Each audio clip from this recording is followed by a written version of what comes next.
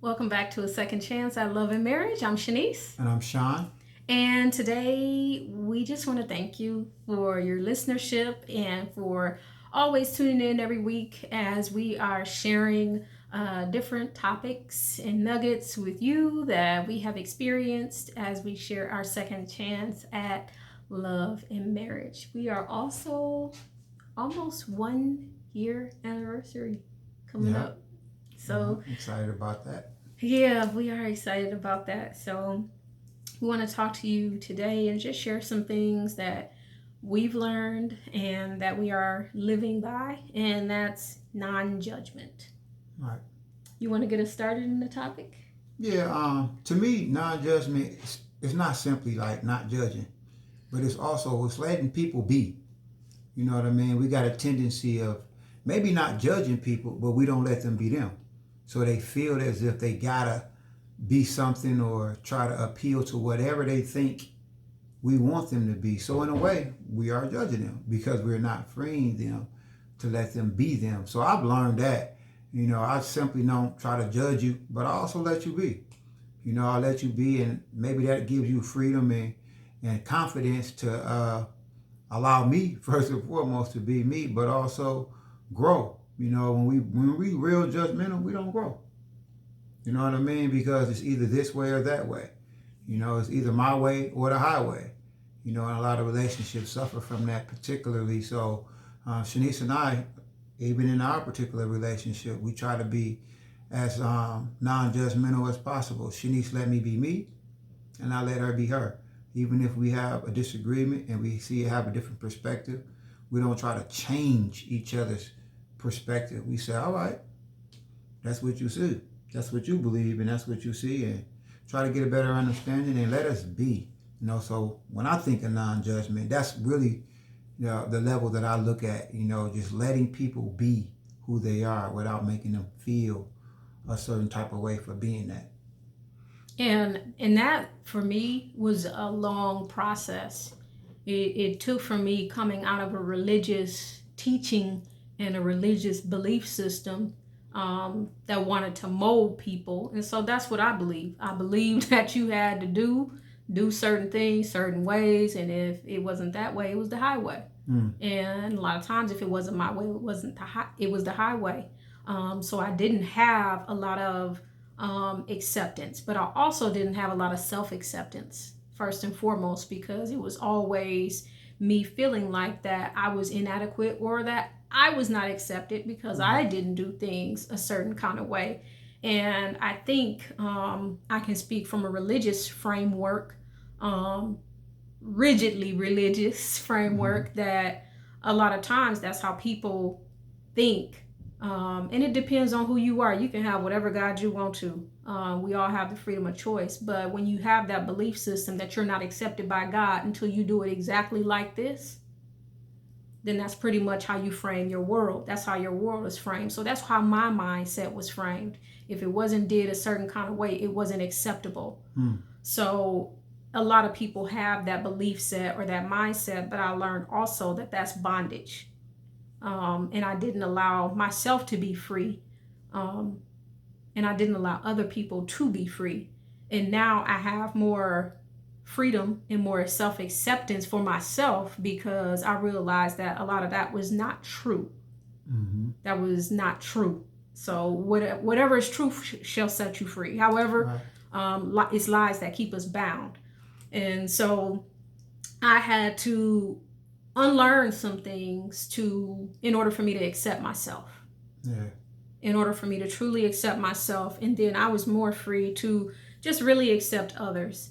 Now, of course, at times for me, it'll be times that come up, it's like, but at the same time, I also have thought, you know what, that's their choice. People can believe or do whatever they want to do. I mean, that doesn't mean that I agree with you, but that also does not mean that I hate you, that you don't belong on this earth, that you're the scum of the earth. I mean, it doesn't mean all of that. And I think a lot of times, like even in society, people, different sectors of people, and this can go depending on whatever that person's belief system is.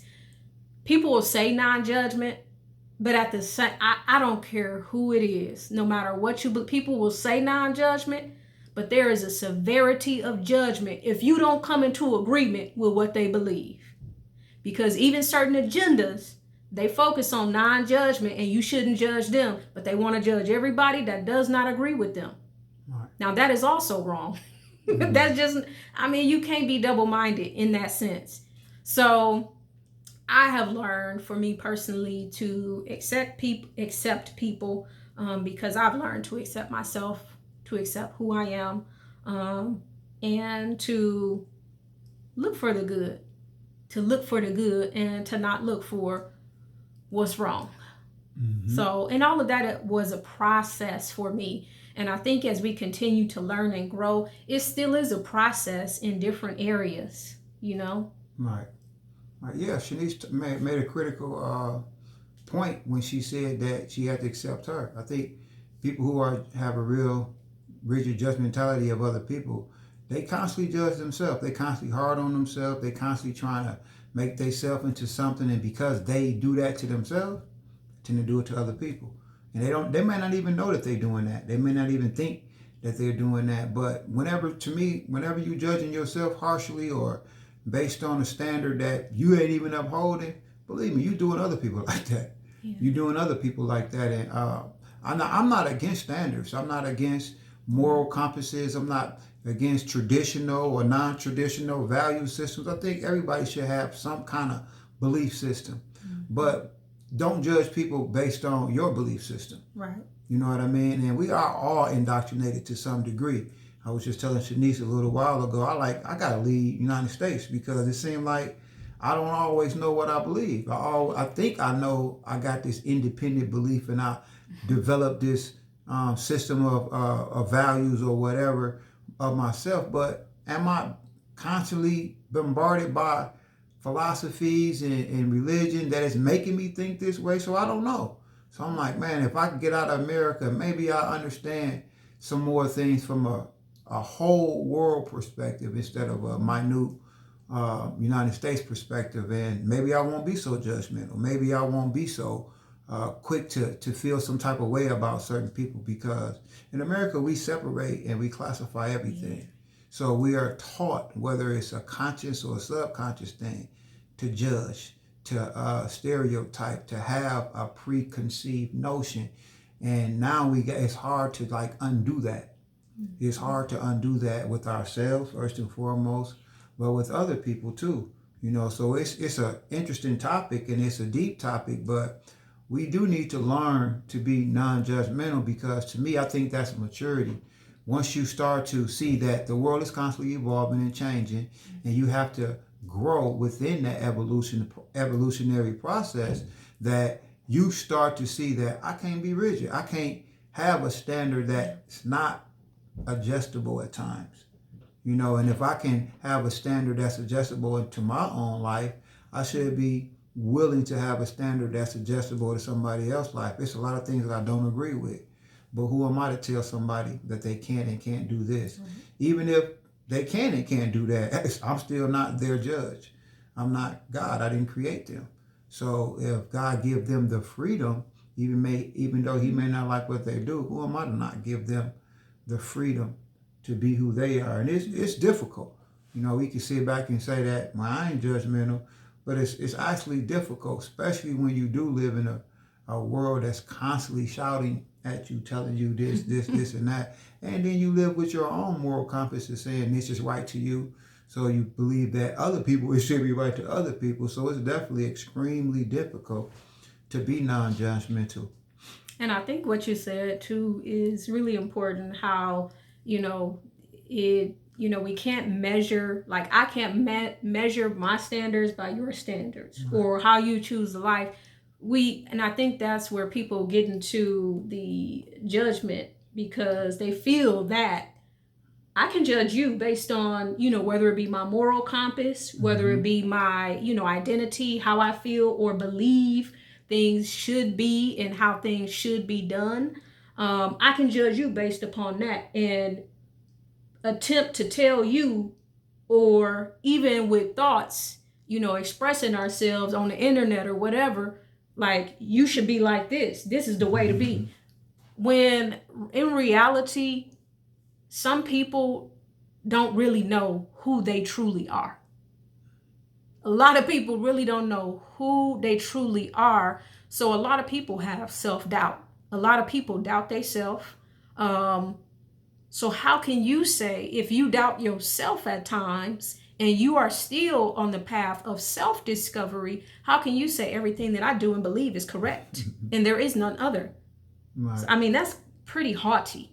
Right. That's pretty haughty. You got to think about it. And I think, to some degree, it has to be some form of humility, to where you're willing to be flexible, and where you're willing to be compassionate, and where you're willing to walk in some measure of love, that you see the beauty in another human being. Right. That they don't deserve what you believe, what you think is this. It's got to be like this. Because, like you said, the same measure we judge in somebody else with, we oftentimes, and I can say, that was me, judging somebody else with, we judge ourselves that way. So, and that's a difficult standard to live by. It's impossible to be that harsh and, that critical and that judgmental and, enjoy life. And because I come from that mind frame, it is very, and that's not a happy lifestyle to live, because you always feel inadequate. Yeah, and it's hard for anybody. I would say anybody like me that believe in absolute value systems.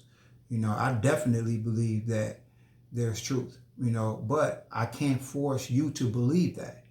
You know what I mean? And that's where I be like, understand what it means to be non-judgmental. Because I believe in something, I can't force that on you, and I can't even expect sometimes for you to believe in that. It's just, we live in a relativistic culture that what's right for me may not be right for you, and to some degree I understand, and I even accept that. So I can be cool, be like, yeah, all right, I understand that that's the way you want to live and that's the way you believe in. Okay, cool. You know what I mean? But sometimes my standard is that truth is truth. But it ain't for me to make that truth your truth. Right. You know what I mean? Shove it down your throat. Yeah, you know what I mean? And I even believe this. If it really is true, you will see it. Right. Because I came to see that it was true. Without nobody trying to force it on me, I can't argue that is true. So judging, not judging people is letting people grow and find out stuff on their own. It really, really hit home to me dealing with my sons. Shanice had been raising them since birth. I spent 21 years out of their life. And when I came home, I had to realize they wasn't 1 and 2 and 3 years old. So I had to accept the fact that they got totally different belief systems than I got. They got totally communication, ways of communicating than I do. You know what I mean? So we used to butt heads all the time, going back and forth. And I understood. I came to the realization, I understood how they felt like, man, Pop's always judging me. Pop's always trying to tell me this and that. In a way I was, but in a way I wasn't. I was just simply saying, I don't agree.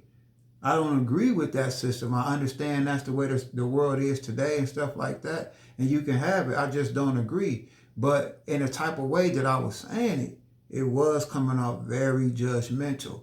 But recently I had a talk with both of my sons, and they started to realize that, well, that's just the way Pops look at stuff. And I always tell them, I said, I'm cool with y'all, doing what y'all do, and believing what y'all believe. But I want y'all to be cool with me not agreeing. You know what I mean? We don't have to sever the relationship.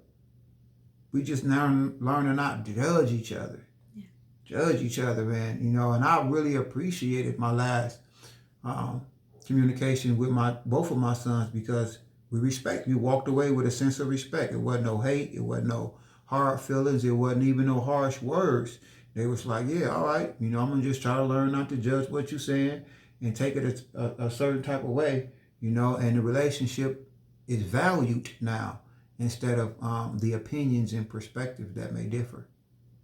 Yeah, that's very important. I think what you said, the relationship is valued.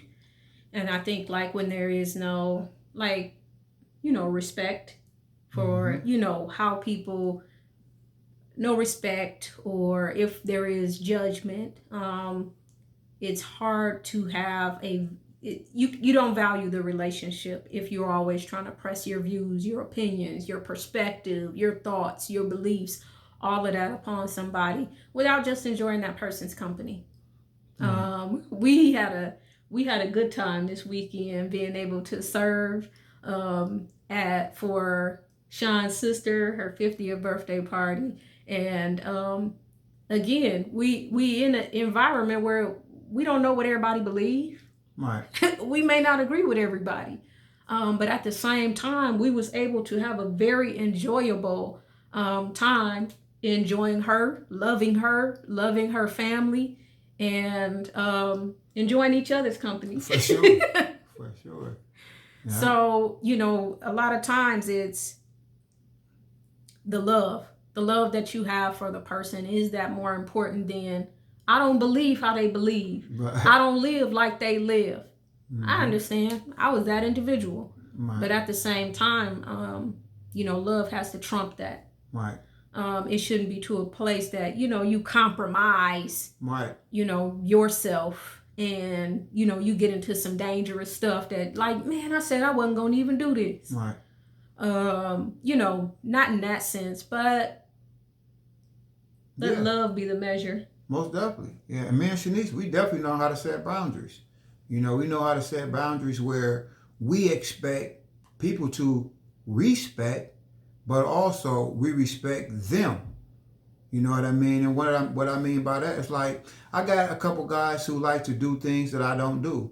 You know what I mean? But I don't tell them they can't do that. I just simply tell them, hey, man, I'm not in a position where I can be around that. You know what I mean? I'm not judging you, telling you you shouldn't do that. But at the same time, I'm telling you, I'm not going to put myself in a position where I can be affected negatively or even legally by that. You know what I mean? So I do set a boundary so that I don't put myself in a position where I either harm myself or do harm or feel like I'm threatened. You know what I mean? So being non-judgmental doesn't mean you just accept everything. Right. You just be like, all right, if I'm around these people, I guess I got it. No, that doesn't mean that. It means you set your boundaries, and hopefully you can articulate them in a way that you don't now judge people by articulating them, but you also let people know that that's a boundary. And my sister, she really respected that and understood that. Yeah. She was like, whenever y'all feel uncomfortable, y'all can go. You know what I mean? And it wasn't no back and forth or this or that. She understood that we do have boundaries on certain things that we like and we don't like. And we ain't gonna flip the bird to everybody on our way out and saying that they this or that. Right. We gonna, dap them up, love them, and say, hey, man, had a great time, and you know what I mean? Things of that nature. And it's just a basic level of human respect that we learning for, each other and other people, because we want that. Yeah. We don't want to go everywhere feeling like we got to be judged and we got to fit a certain mold. So if we want that, how can we not give that to other people? Yeah, and she was very too kind and respectful in the sense that she, because she didn't know that we was gonna even serve, but it helped us to just show her, that's something that we wanted to do, like, so it'll be extra pressure off of her, and the fact that she would even say, well, y'all could come, an hour early. I reserved this time for people who don't really like the big crowds and who may not drink or whatever. Right. So we was able to do that too. So I think too, it's a mutual love and it's a mutual respect for people. I think you definitely reap what you sow. You know what I mean? Yeah. And that's an area that we sow. And I've had that too with, other relationships where it's like, well, I understand that we're going to be doing this at this time. So if you want to come early, you could just come early. And I'm like, okay, cool. Right. For sure. So, yep. And I'm opinionated. If anybody know me, they know that I like to share my opinion. But I've learned to do it without, I ain't going to say without a form of aggression, because I'm kind of like assertive, and sometimes that can be seemed as aggression, but I'm learning, I'm more like able to do it without making you feel a type of way that you have to agree. Yeah. You know what I mean? That's one of the interesting things to me is that people feel like I can't say this because you ain't gonna agree, so just hold my opinion to myself. Now that's cool if you feel that you're gonna argue about something. I think maybe sometimes you should just save your words and don't say nothing. But if you truly respect the person and that person respect you for who you are, y'all should be able to have a conversation without arguing. Right. You know what I mean? And that's what the thing with me is that I learn ways of sharing my opinion with people, but still valuing the person. You know, situation this weekend happened. I wanted to share with my niece some things, but I wanted to make sure she felt valuable, make sure that I wasn't putting her down or saying something to demean her, but I did want to share my opinion. You know what I mean? And she received it well because it wasn't coming off as a sense of attack, judgmental. It was like, that's just what I believe, and hopefully it'll help you out in the future. You know what I mean? So I value the relationship. Shanice said, let love be the guide. You know, I loved her enough to share something, because if you truly love somebody, you're going to share what you believe can help them. Mm-hmm. You know what I mean? If not, you're just going to be like, go ahead, do whatever you want to do. Even if they stand on top of a building, you're going to be like, I ain't going to say not jump. They stupid enough to jump. Mm-hmm. You know, and I understand what you mean.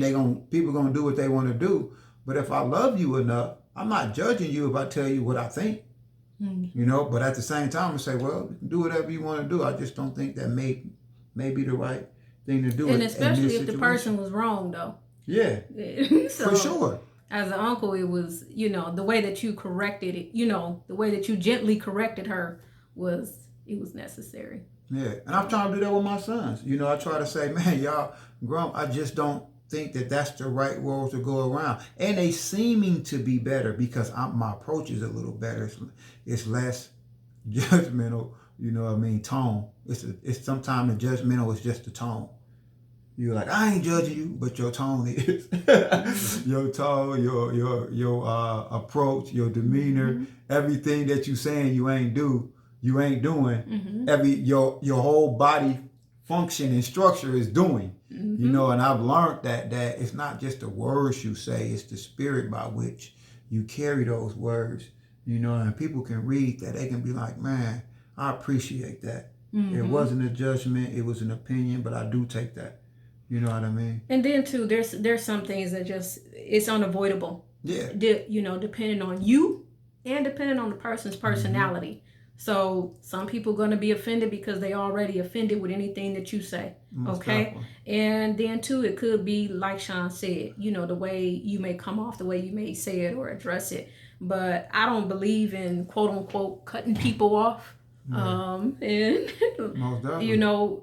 I feel that every relationship realistically is repairable. Mm-hmm. It's repairable to the point that we can at least communicate, that we can at least talk. In any relationship that I've had that, okay, I'm, pretty much me and that person fell out of communication, it's always an open door for us to repair right. that. It's always, and I've seen that throughout the years, just because you evolve out of certain relationships. Yeah. And it's like, I'm just going to let this fall off. Most definitely. you don't have to cut them off, like you said. Most definitely. The relationship, it just falls off. Yeah, if you grow up and somebody else ain't growing up, and they most likely they know that. They be like, man, he ain't on that no more, or she ain't on that no more. So they tend to fall back and find people that's on what they on. Mm-hmm. So a lot of times sometimes we do got to cut relationships off because they're toxic, they're holding us down, they're not good. They're not positive. Yeah. But sometimes you don't. You just got to keep growing and people end up falling off. Right. They end up falling back and they be like, I'm going to let you do you because I ain't on that. You know what I mean? And before you know it, y'all got a mutual understanding that this is not a good relationship for us. Yeah. You know what I mean? So now, like Shanice said, the doors are still open for communication, cordial relationships and stuff like that because it wasn't no bad blood. Right. It wasn't no judgment. Mm-hmm. Nobody told nobody like you can't do this or you shouldn't be doing that. It's just like, you know what, I see what you want. I respect that. I even have people that not even on what I'm on say, man, I respect what you're doing, Sean. You know what I mean? I respect what you're doing. I'll be like, man, I appreciate that. Because they respect the fact that now that I've evolved or grown into another level of my life, that they don't want to interfere. Yeah. They don't want. To me, that's a good friend. If you want to call it a friend, like, Yeah. man, I'm not gonna interfere with dude progress. I might not be on what he on. I might not even agree with he on, but I'm gonna let him go do him. Yep. You know, and I'm gonna give him my blessings per se. You know what I mean? So that's how I've learned to live my life, is to say, all right, bro, if that's what you want to do, even if I've shared my opinion and my perspective on that, I still say, all right, bro, I'm gonna let you do what you want to do. I'm gonna get out the way, stand back, and we'll let you move forward. Yeah. And I've, just like you said, I've had that too. And then too, people know that, if it's genuine, if you that genuine type of person, people always pick up the phone and call you. It could be 3 years later. Yeah. And, I've had situations like that. It'll be a year, 2, 3 years later, where people pick up the phone or send me a text. And I'm like, yeah, I'm available. Mm-hmm. Haven't talked to them in a couple years or 1 year. But still, just leave the door open. Don't just completely. I mean, some people, if like Sean said, it may be toxic. It's not a healthy relationship to be in. Yeah. And that don't matter who it is. Mm-hmm. Some people, mother, sister, brother, auntie, cousin, uncle, matter. It don't matter. If toxic is toxic. If it's, you have to make that decision for yourself. But leave the door open for reconciliation, for restoration. Stand your ground as far as, respecting yourself, loving yourself, but also letting that other person know that I love you, but the door is open if you want to reconcile. And sometimes you don't even have to say all that. No. Just stand your ground. And sometimes people think that a relationship has to end with combative or anything. Right. It could just be a fall off. It could just be a peaceful fall off. Yep. Like branches, they go their separate ways. You know what I mean? And that's how life is sometimes. It's different roads and we all travel down them. And if we on the other side of town, we may not see this person again. It don't mean that we don't love them.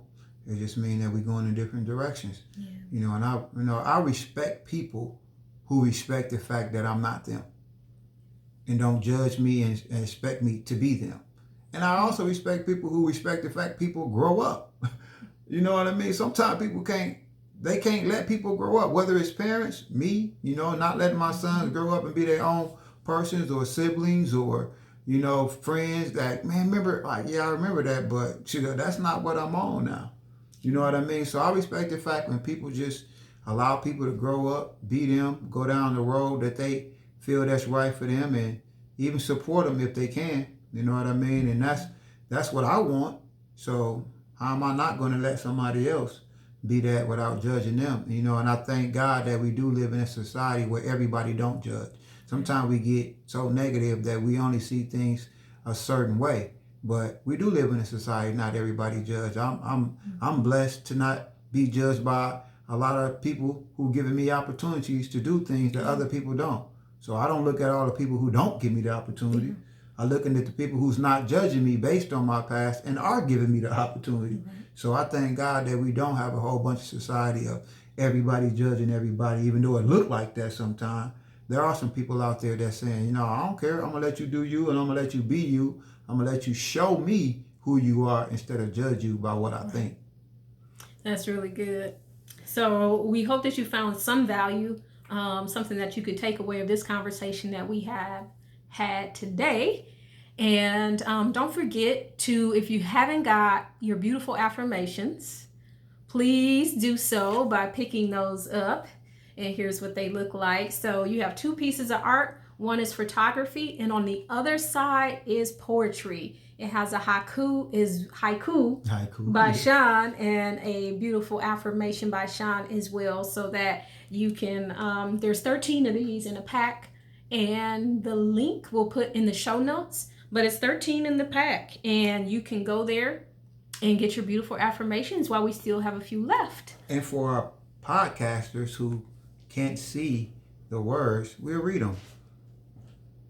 Like the rolling seas, flowing infinitely, abundance is me. That's the haiku. And the affirmation is, I am an ocean of abundance. There is no end to the richness of me. Just telling yourself that can actually do a lot for you. And I usually take one of these each day. Usually I'll pick one to meditate on the, for the week, or even longer than that. It just depends. And I'll just have it sitting right in the place where I read or meditate or journal. I'll have it sitting in that place, one, so I can look at beauty, which I created. Sure. Well, realistically, God created it. I captured the photography with my camera. So again, this is two forms of art. These are not like a card deck of, thin affirmation cards. This is quality card stock with my photography on it, as well as poetry on it. Yeah. And this is all original. So this is not something that can be duplicated or that has been duplicated. Right. These are original words and haikus and affirmations that we created together. So we're happy to present this to you.